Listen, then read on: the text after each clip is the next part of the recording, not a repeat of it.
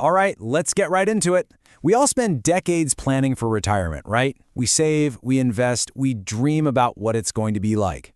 But what if the biggest things that can wreck that dream aren't the stock market or the economy, but the things inside our own heads? Today, we're talking about the 7 deadly sins of retirement, these hidden psychological traps that can totally derail even the most carefully built plans. So let me introduce you to Bill and Jill. They're basically the poster children for the retirement dream. They did everything right, saved their money, and now they are ready to hit the road on this amazing new adventure. It's the picture of success, you know? It's what we're all shooting for. But here's the twist. We all plan for the roadblocks on the financial map. You know, a market crash here, an unexpected expense there. But what about the roadblocks we create for ourselves? The ones that come from our own human nature, our own assumptions. And that, right there, is where things can get really tricky.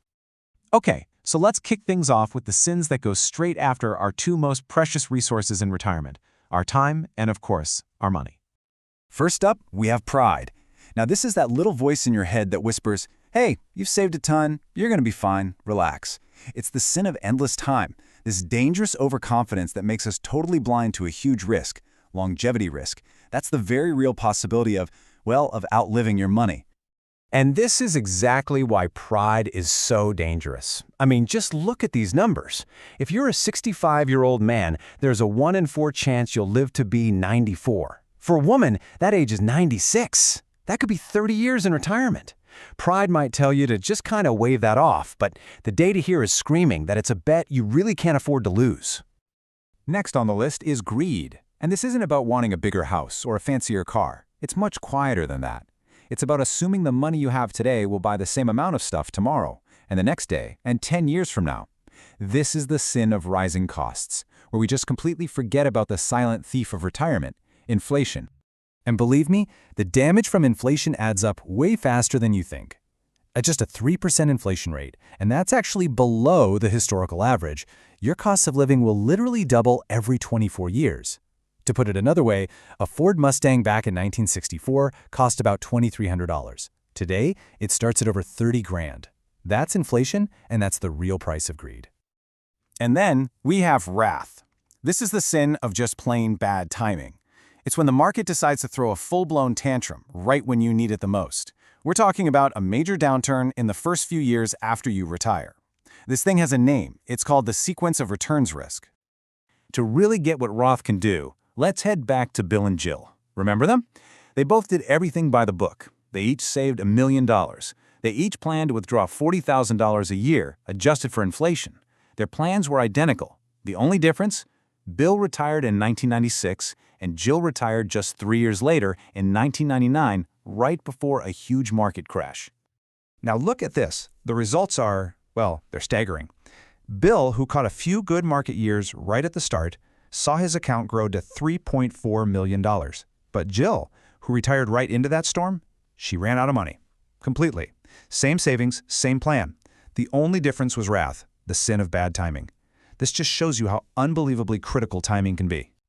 The 4th sin is gluttony, the sin of overspending. It's that temptation to just, dip into the savings a little bit more than you planned.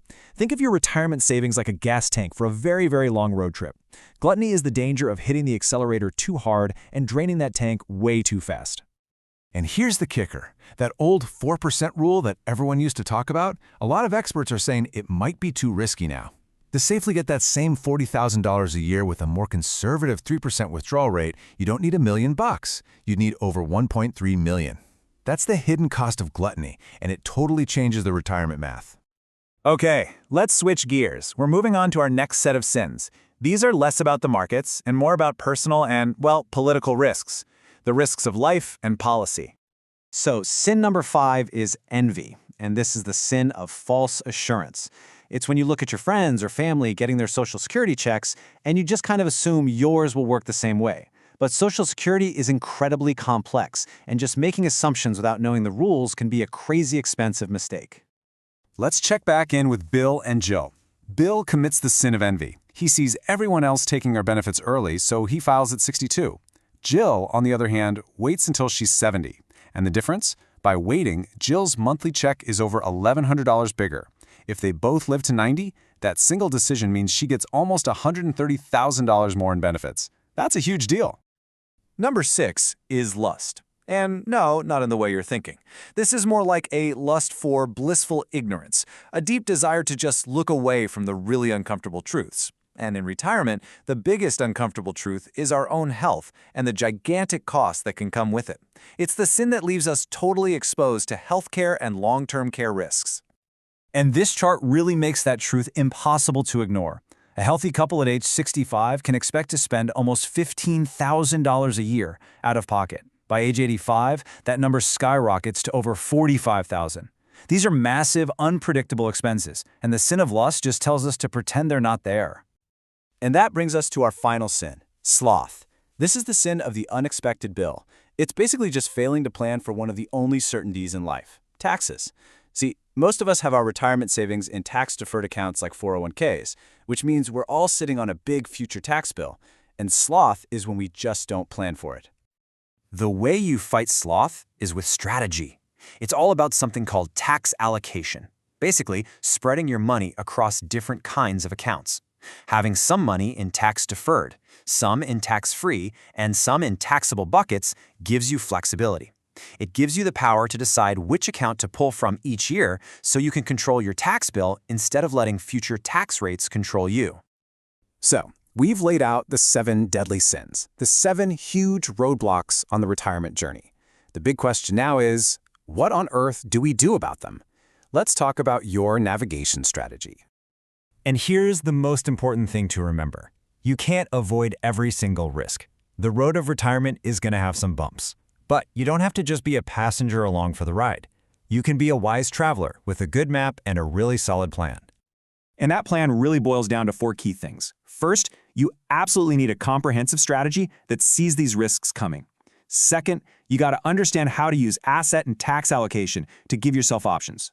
Third, commit to the long-term view so you don't let short-term panic wreck your journey. And finally, and this is the big one, don't feel like you have to do it all yourself. A good financial pro can be an amazing navigator. So, we end right back where we started, in the driver's seat.